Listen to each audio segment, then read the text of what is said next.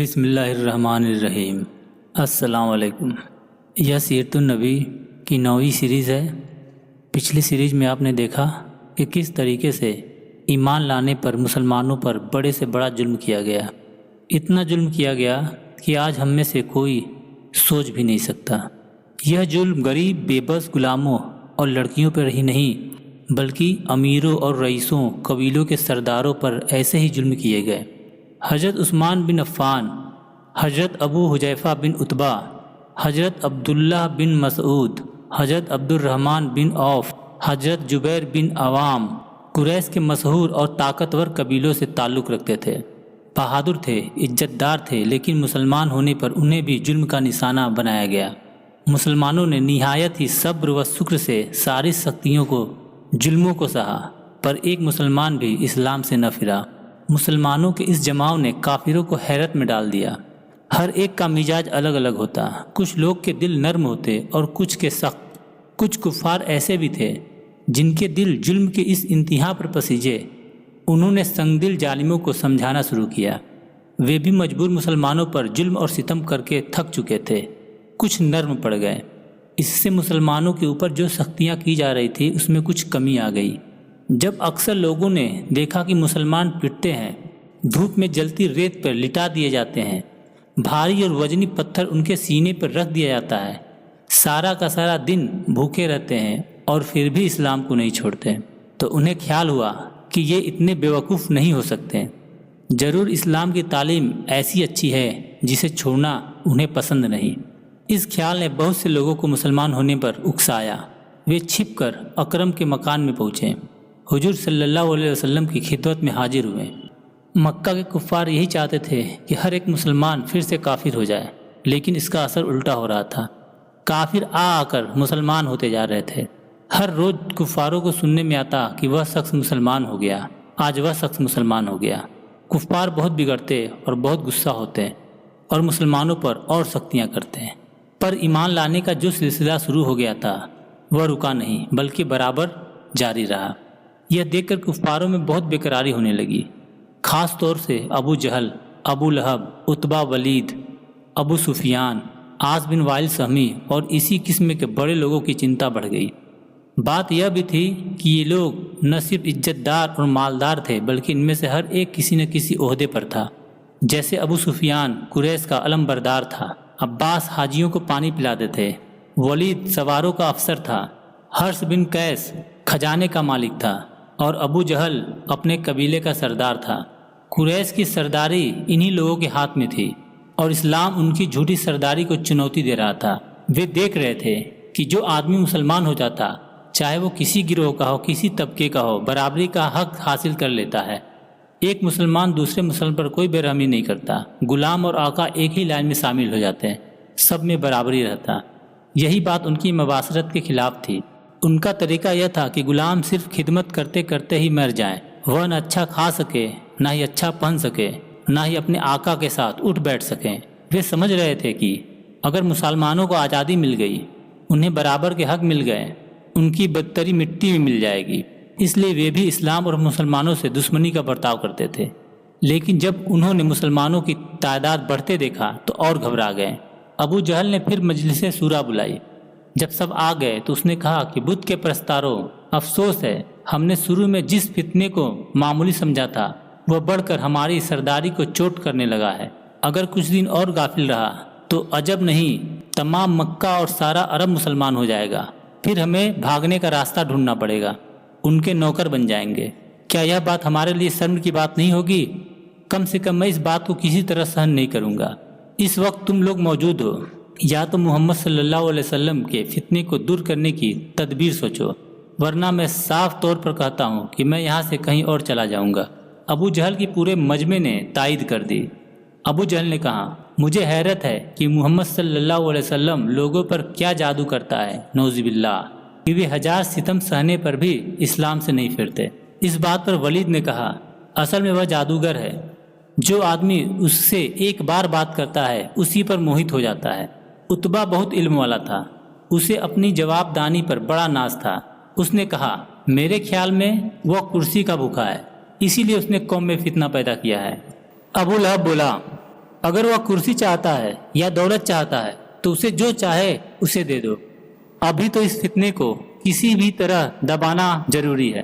آس نے مونچھوں پر تاؤ دے کر کہا، ہرگز نہیں، اسے کچھ بھی نہیں دیا جا سکتا۔ اگر آج ہم اس سے روب کھا کر جو مانگے دے دے تو کل کوئی اور اٹھ کھڑا ہوگا اور پرسوں کوئی اور۔ سوچو اس طرح سے ہم کس کس کو اور کیا کیا دیتے رہیں گے۔ ابو سفیان نے کہا، بے شک ہم کو اسے کچھ بھی دینا نہیں چاہیے، ہم اس کی سرداری نہیں مان سکتے، معبودوں کی قسم ہرگز نہیں، مر جائیں گے پر اس کی حکومت نہیں مانیں گے۔ اس پر ولید نے کہا، جو فتنہ ہمارے سامنے ہے وہ معمولی نہیں ہے، ہم دیکھ رہے ہیں کہ دن بدن اس کے ماننے والوں کی تعداد بڑھ رہی ہے۔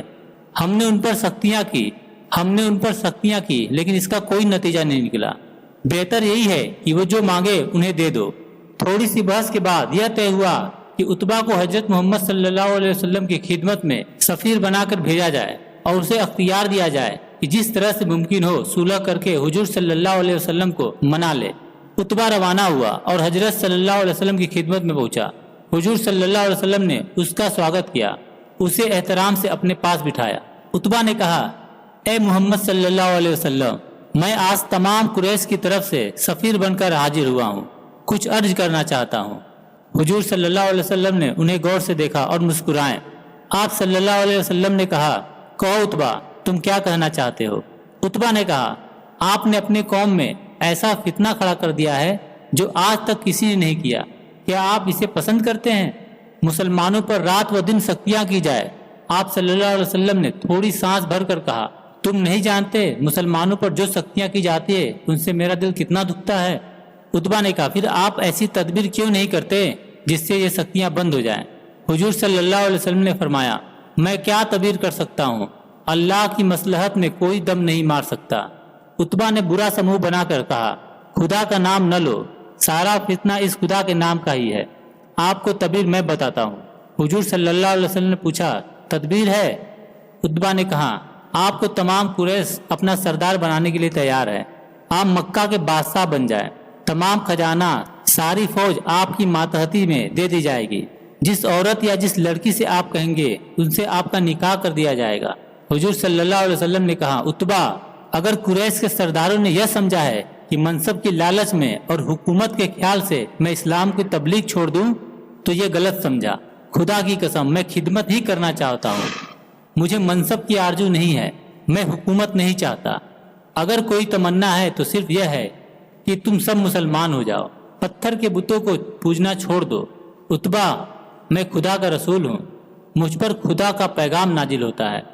حضور صلی اللہ علیہ وسلم نے پھر آیت سنائے جس کا ترجمہ اس طرح ہے، اے محمد، کہہ دو کہ میں تجھ جیسا آدمی ہوں، مجھ پر وہی نازل ہوتی ہے، تمہارا خدا بس ایک خدا ہے، سیدھے اسی کی طرف جاؤ اور اسی سے معافی مانگو۔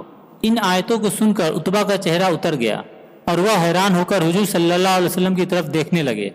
حضور صلی اللہ علیہ وسلم نے کہا، عتبہ، اور سنو، اللہ فرماتا ہے، اے محمد، کہہ دو کہ کیا تم لوگ اللہ کا انکار کرتے ہو جس نے 2 دن میں یہ زمین پیدا کی، اور تم خدا کا شریک قرار دیتے ہو، وہی ساری دنیا کا پالنے والا ہے۔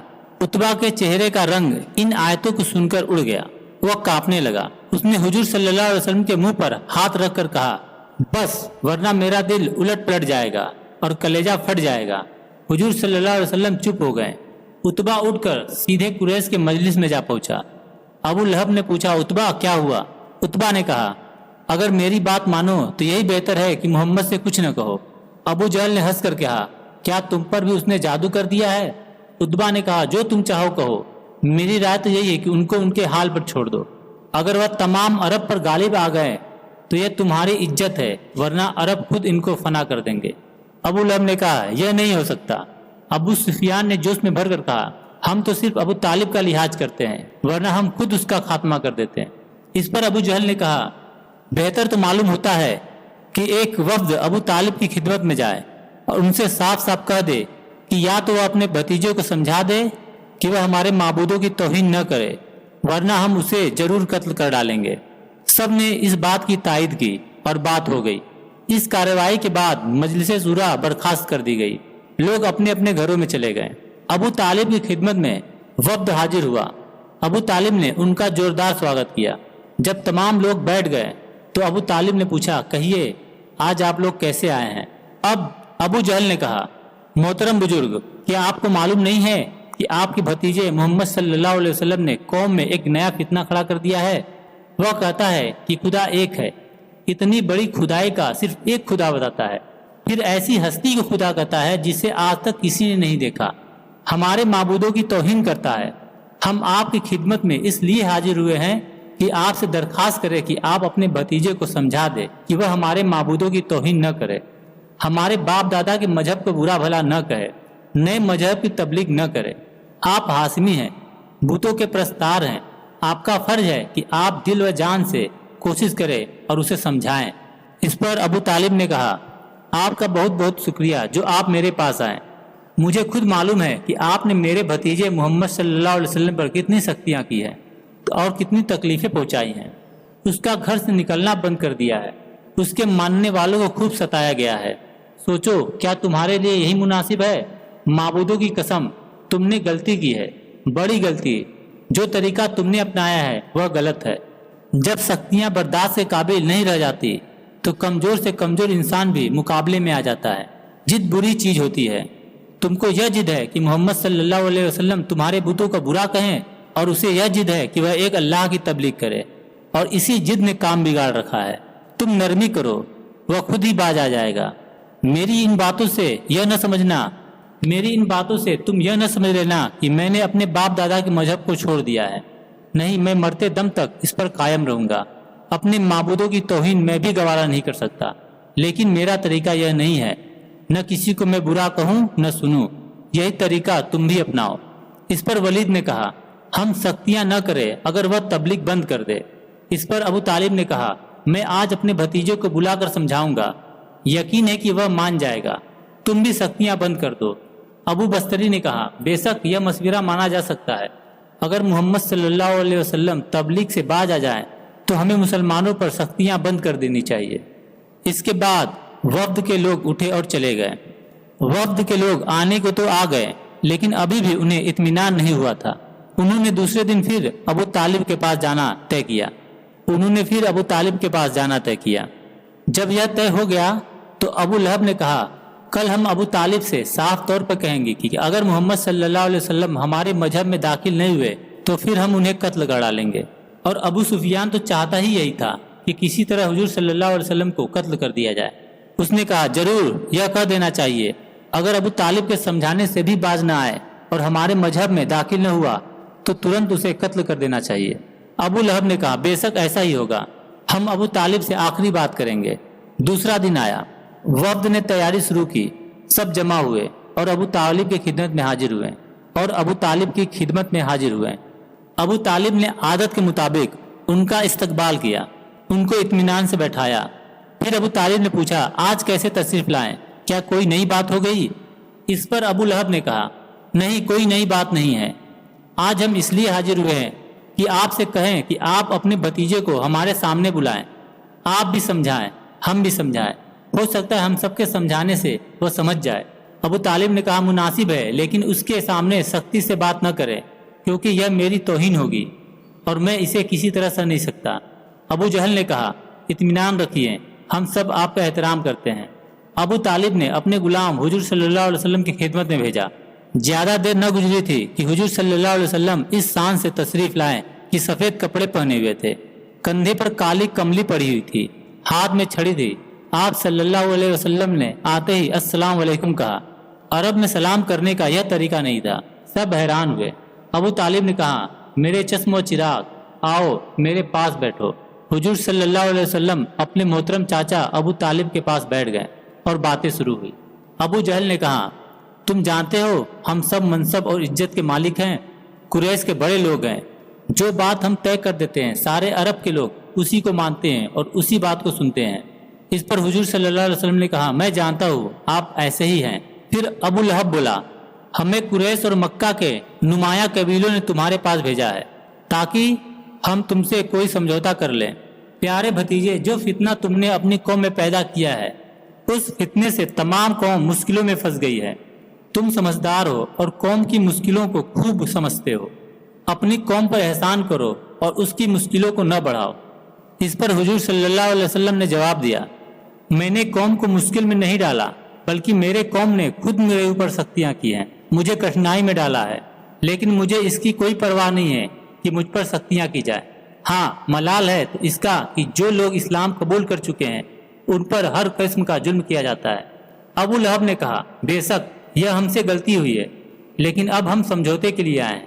پیارے بھتیجے، اگر تم کو دولت کی ضرورت ہے تو ہم سب مل کر تمہارے لیے اتنی دولت جمع کر دیں کہ تم مالدار بن جاؤ۔ حضور صلی اللہ علیہ وسلم نے فرمایا، چچا میں غریب ہوں، لیکن خدا کی قسم مجھے دولت کی ضرورت نہیں، نہ مجھے سونا چاندی چاہیے۔ ابو لہب نے کہا، تو بس تم شاید حکومت چاہتے ہو، اگر یہ بات ہے تو ہم سب تم کو پورے عرب کا بادشاہ بنانے کے لیے تیار ہیں، سارے عرب میں آپ کی حکومت قائم ہو جائے گی۔ حضور صلی اللہ علیہ وسلم نے فرمایا، نہیں چچا، میں حکومت نہیں چاہتا۔ ابو لہب بولا، بس تو تم کچھ بیمار ہو، اگر یہ بات ہے تو تمہارے علاج کے لیے مشہور حکیموں کو بلا کر علاج کراتے ہیں۔ آپ صلی اللہ علیہ وسلم نے فرمایا، اللہ کے کرم سے میں بیمار بھی نہیں ہوں۔ پھر ابو لہب نے کہا، تو کیا کسی جن یا آسیب کا اثر ہے؟ اس پر آپ صلی اللہ علیہ وسلم نے کہا، کسی جن یا آسیب کا بھی اثر نہیں ہے۔ تو ابو لہب نے کہا، پھر آخر کیا بات ہے، تم کیا چاہتے ہو؟ تو حضور صلی اللہ علیہ وسلم نے فرمایا، میں چاہتا ہوں کہ تم بتوں کی پوجا چھوڑ دو اور اس خدا کی عبادت کرو جو پوری دنیا کو پیدا کرنے والا ہے، اور جس کے ہاتھ میں عزت اور دولت ہے، موت اور زندگی کا نظام ہے، اور جو ہر چیز پر قدرت رکھتا ہے، جو بزرگ و برتر ہے اور پوری کائنات کا بادشاہ ہے۔ اس کے بعد آپ صلی اللہ علیہ وسلم نے قرآن کی آیتیں تلاوت کی۔ وفد کے تمام ممبر آیتوں کو سن کر حیران رہ گئے۔ کچھ دیر کی خاموشی کے بعد ابو جہل نے کہا، تو تم صلح کرنے سے انکار کرتے ہو؟ آپ صلی اللہ علیہ وسلم نے فرمایا، انکار میں نہیں کرتا، بلکہ تم کرتے ہو۔ کیوں نہیں تم خدا کے سامنے جھک جاتے ہو، اور کیوں جھوٹے خداؤں کو نہیں چھوڑ دیتے؟ ابو لہب نے بگڑ کر کہا، اس لیے کہ ہم اور ہمارے باپ دادا انہیں پوجتے رہے ہیں، ہم خیالی خدا کی پوجا مرتے دم تک نہیں کریں گے۔ اب تم ہوشیار ہو جاؤ، ہم نہ صرف تمہارا مکہ میں رہنا مشکل کر دیں گے بلکہ تم کو قتل کر ڈالیں گے۔ ابو لہب نے جوش میں آ کر ابو طالب کو خطاب کیا اور کہا، سنو ابو طالب، یا تو تم محمد صلی اللہ علیہ وسلم کا ساتھ چھوڑ دو ورنہ مقابلے میں آ جاؤ۔ اب ہم تمہارا بھی خیال نہیں کریں گے، یہ قوم کا معاملہ ہے، مذہب کا معاملہ ہے، اس میں کسی کا لحاظ نہیں کیا جائے گا۔ ہم آپ کو سوچنے اور غور کرنے کی مہلت دیتے ہیں، اگر تم اپنے بھتیجے کا ساتھ دینے سے باز آ گئے تو ہم تم کو اپنا سردان مانیں گے، اور اگر باز نہ آئے تو تم پر بھی سختیاں کریں گے۔ ابو لہب کھڑا ہو گیا، اس نے جنگ کا اعلان کر دیا تھا، اور ساتھ کے دوسرے سردار بھی کھڑے ہو گئے اور بگڑتے ہوئے چلے گئے۔ سب کے چلے جانے کے بعد ابو طالب نے کہا، پیارے بھتیجے، تم نے دیکھ لیا کہ ساری قوم بھڑک اٹھی ہے، میں کمزور ہوں، میں ساری قوم کا مقابلہ نہیں کر سکتا، تم ان کی باتیں مان لو، میں اکیلا کس کس کا مقابلہ کر سکوں گا؟ حضور صلی اللہ علیہ وسلم ابو طالب کے اس بات سے تھوڑا پریشان ہوئے، پھر آنکھوں میں آنسو لا کر بولے، چچا خدا کی قسم، خدا کی قسم، اگر یہ لوگ میرے ایک ہاتھ پر سورج اور ایک ہاتھ پر چاند بھی رکھ دیں تب بھی میں اپنے فرض سے باز نہیں آؤں گا۔ آپ کی اثر بھری آواز نے ابو طالب پر بڑا اثر ڈالا۔ انہوں نے حضور صلی اللہ علیہ وسلم سے کہا، میری جان، فکر نہ کرو، میری زندگی میں کوئی بھی تمہارا بال باقا نہیں کر سکتا۔ یہ سن کر حضور صلی اللہ علیہ وسلم کی پریشانی دور ہو گئی۔ آپ اٹھے، چچا کو سلام کیا اور اپنے مکان کی اور